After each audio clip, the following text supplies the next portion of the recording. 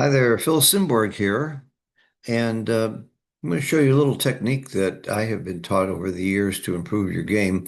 I've got many areas of the game where I could use help, but one in particular was when to double and when to take uh, low holding games or one checker back, or well, you'll see.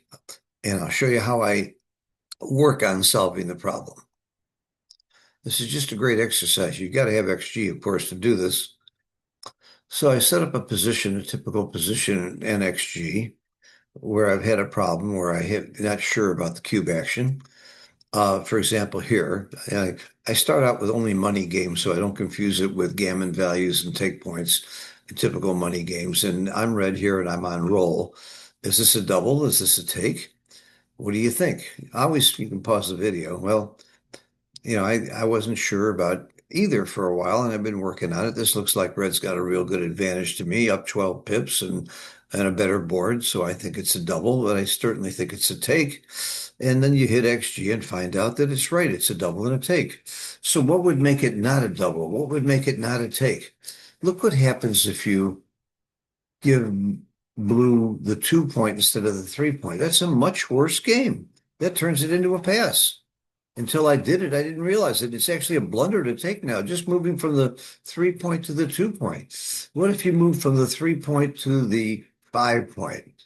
My guess is not even a double. This is a much better position for blue. And I'm wrong. So this is how you learn. Why is this still a double? Well, I'm still up 16 pips. In fact, I just gained some pips by moving them back. It's still not that hard to get out. A big, big take. But again, I wouldn't have doubled this. Maybe tomorrow or next week or a month from now, when I see a position like this or this position, I'll be smarter. Again, I'm not showing you things that I've mastered. I'm not trying to show off here. I'm trying to show you how you learn. I don't have a formula for these kinds of positions that tells you when it's a double and when it's a take. I don't know exactly how many pips you need to be up and exactly which points you need to have. This is probably not a double if I had the 3 point, not the 4 point. Let's see if I'm right.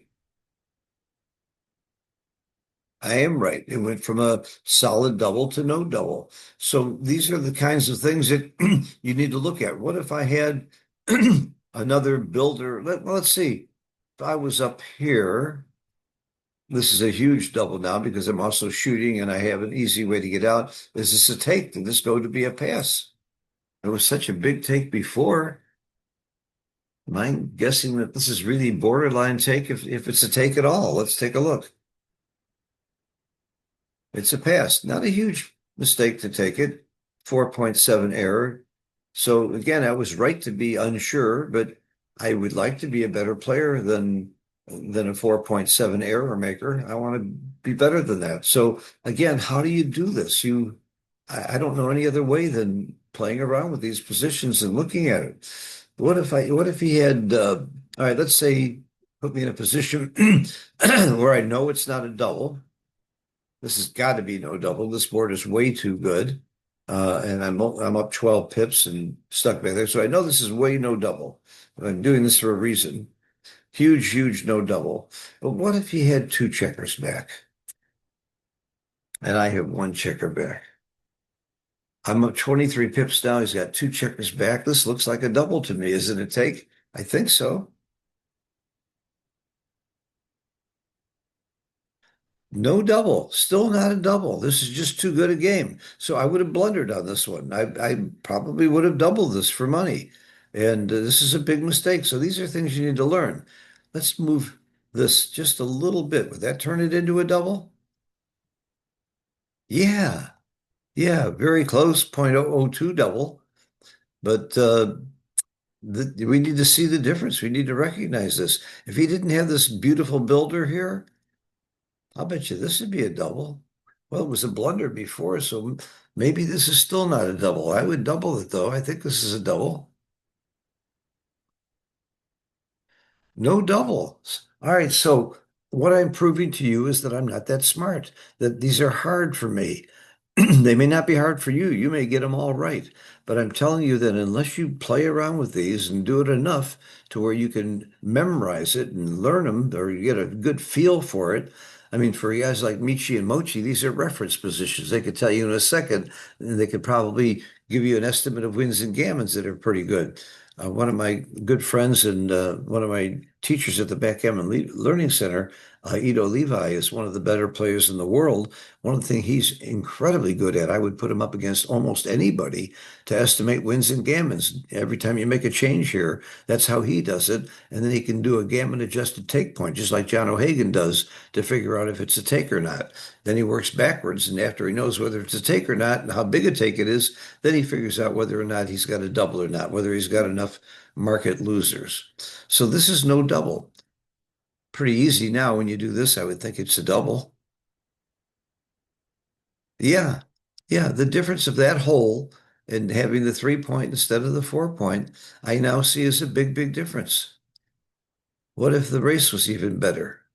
Would that turn this into a double? Probably not. My guess is at the best this is borderline, but I probably wouldn't double this. No, it's still a blunder. It's not even borderline. It's still a blunder to double, even though I'm up a lot more pips now and up 27 pips.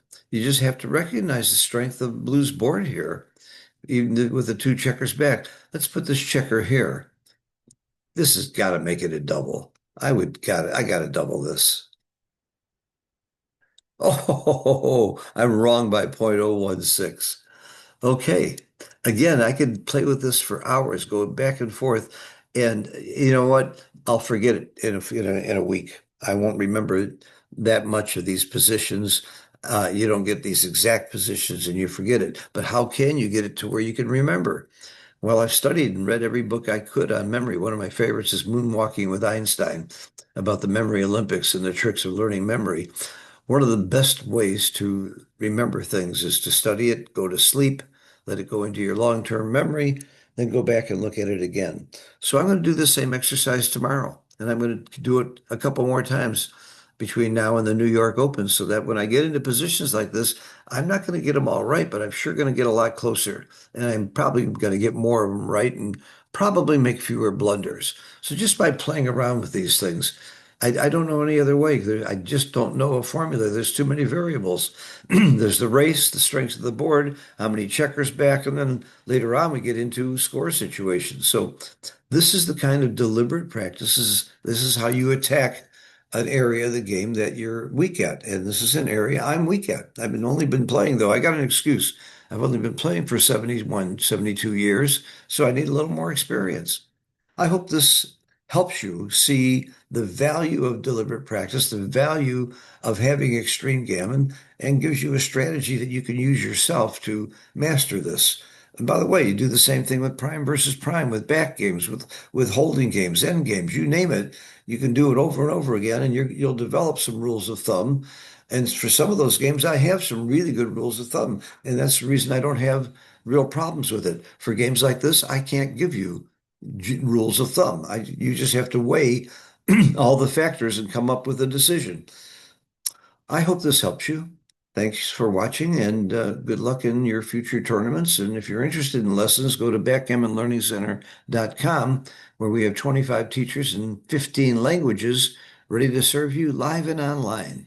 I'm very proud of the best group of teachers in the world, including, I won't go through all the names, but Mochi, Steve Sachs, John O'Hagan, Dirk Schieman, Marty Storer, Matt Kohngeyer, David Wells. I mean, it's amazing the teachers that we have in that lineup ready to help you. Thanks. Bye.